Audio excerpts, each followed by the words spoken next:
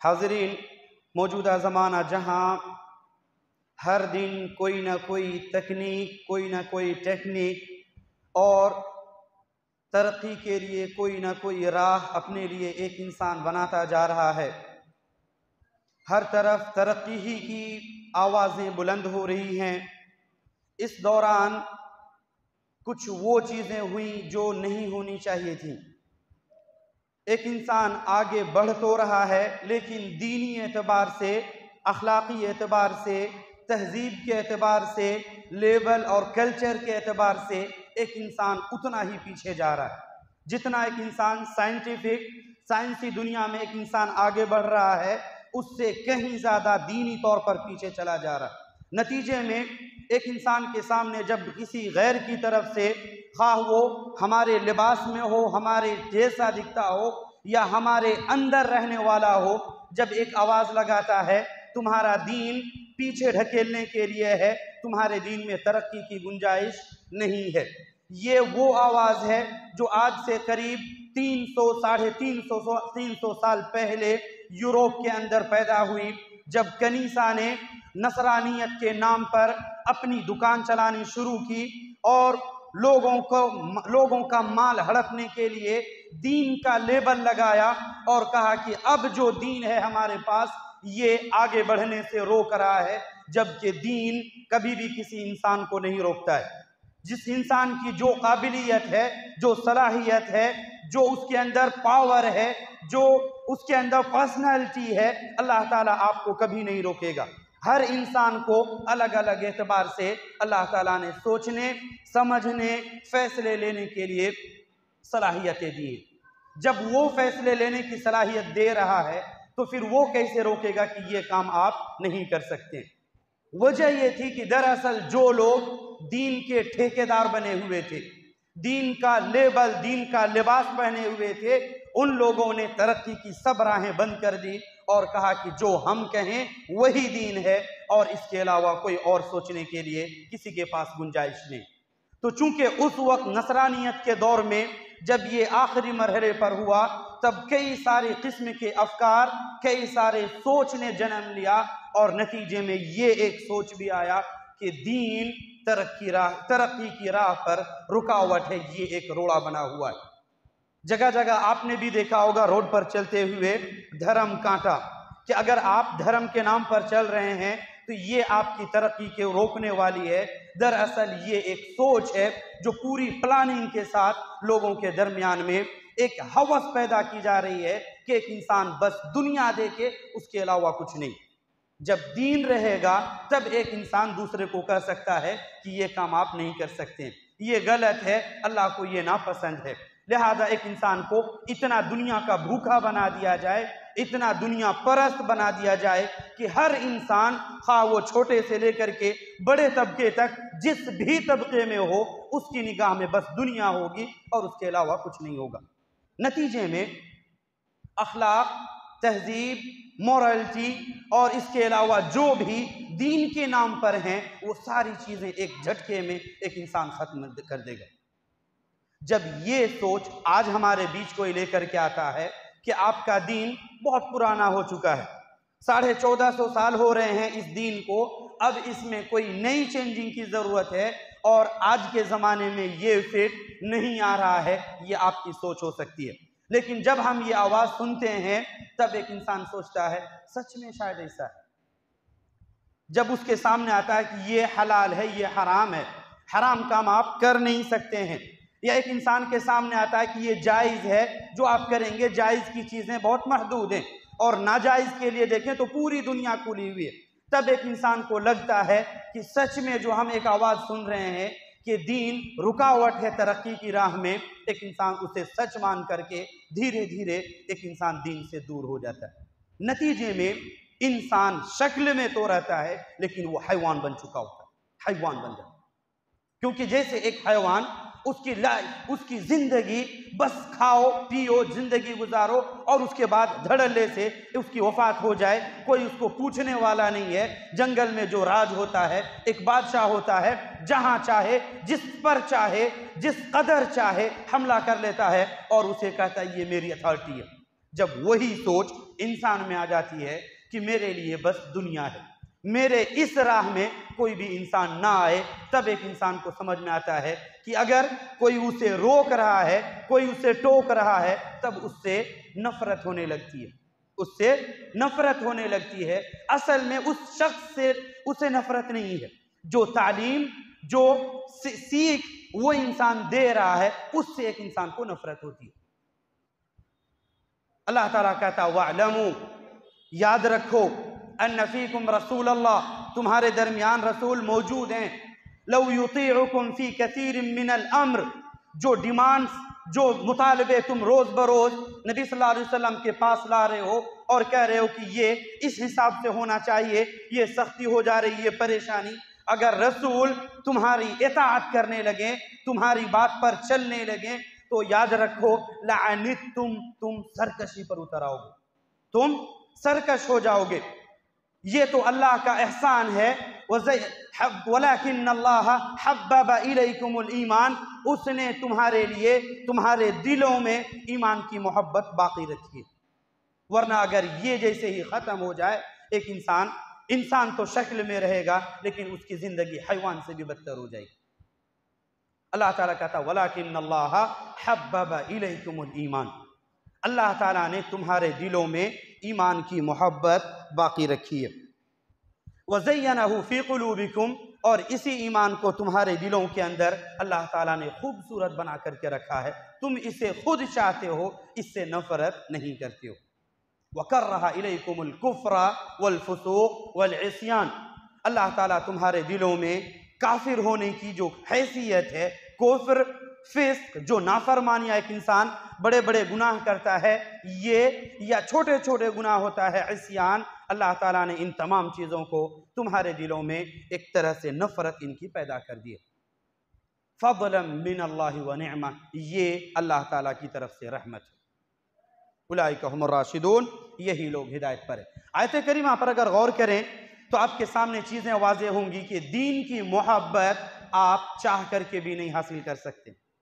दीन की मोहब्बत आप खुद अगर चाहें कि मैं दीन से मोहब्बत करूं, आप एक्टिंग कर सकते हैं, लेकिन रियलिटी में आप नहीं जी सकते। ये दिलों का मामला अल्लाह रब्बुल आलमीन की तरफ से होता है। वो है बैना इस्बाई अर्रहमान, अल्लाह ताला के दो उंगलियों के दरमियान ये दिल हैं। युक़ल्लिबुहुमा कैफ़ यशा, अल्लाह ताला जैसे चाहता है, जिधर चाहता है ये फेरता रहता है। अगर आपके दिल की ये कैफियत हो, आप ईमानियात से, इस्लामियात से, अल्लाह के उसूल और उसके क़वानीन से अगर आप मोहब्बत कर रहे हैं, तो याद रखें कि ये दरअसल अल्लाह ताला की तरफ से है। लेकिन अगर आपके दिल में नफ़रत है या ज़रा भी नापसंदीदगी आपके दिल में है, तो फिर ऐसे दिल को बदलने की ज़रूरत है। उस वक्त आप ये ना कहें कि हम अपने हिसाब से दीन को समझने लगे। अगर आप अपने हिसाब से दीन को समझने लगे, अल्लाह के उसूल, उसके क़वानीन, उसके रसूल के फरमुदात को अगर आप अपने सामने ना रखें, तो आपकी अक्ल में कितनी ताकत है, कितना दूर आप सोच सकते हैं, ये आप खुद अंदाज़ा लगाइए कि जो इंसान 10 मिनट के बाद क्या होने वाला, 10 सेकंड के बाद क्या होने वाला नहीं जानता है, तो अपने लिए पूरी लाइफ की प्लानिंग कैसे कर सकता है।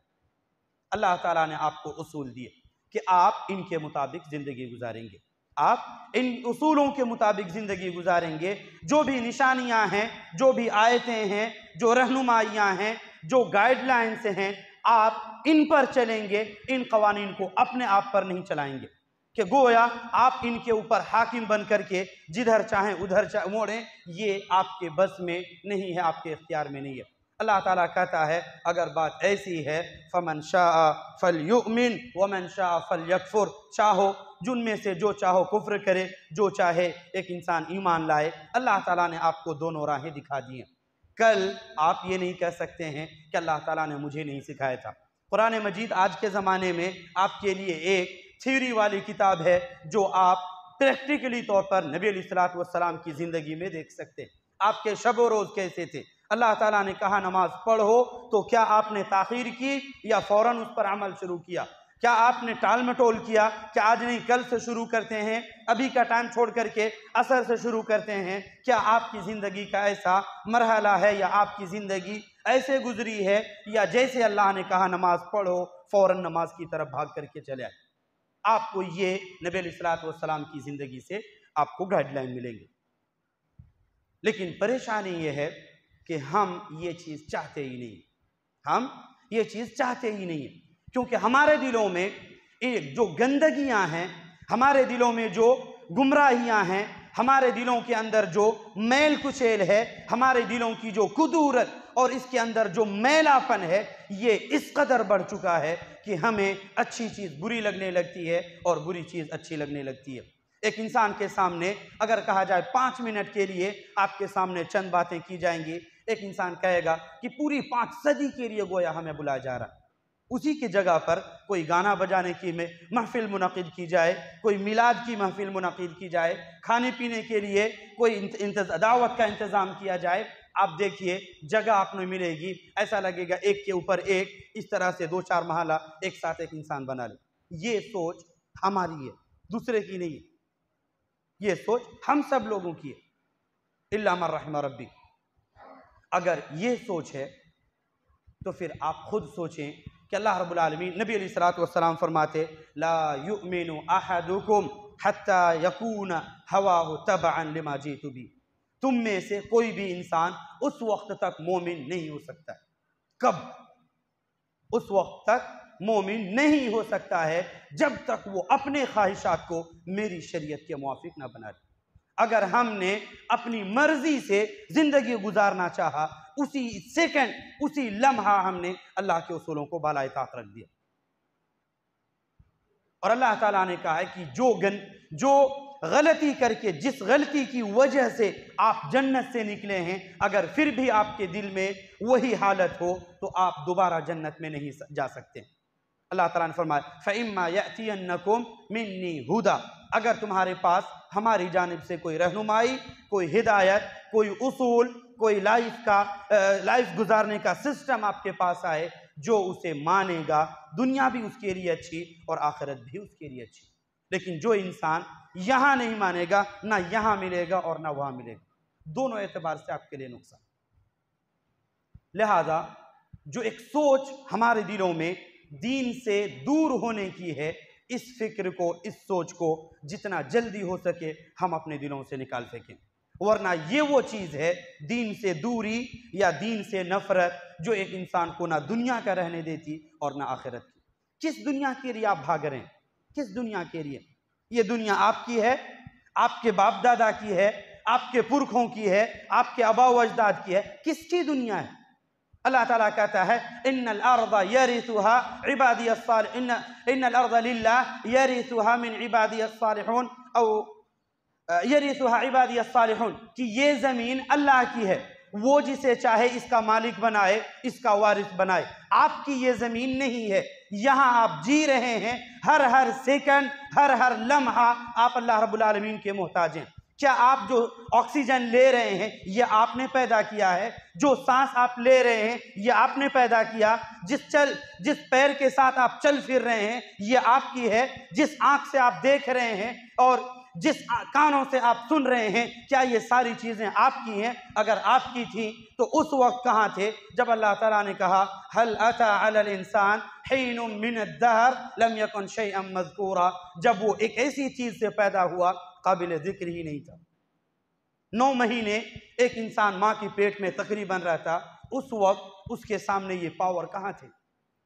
जब एक इंसान को समझने, बूझने और फैसले लेने की ताकत आ जाती है, तब उसी अल्लाह रब्बुल आलमीन के खिलाफ एक इंसान बातें करने लगता है और उसके बाद कहता है अल्लाह ने मेरे साथ नऊज़ुबिल्लाह नाइंसाफ़ी की। आप अपनी अकल का इलाज कराइए, किसी अच्छे इलाज खाने में जाइए और वहाँ जाकर के अपनी अकल पर अफसोस कीजिए।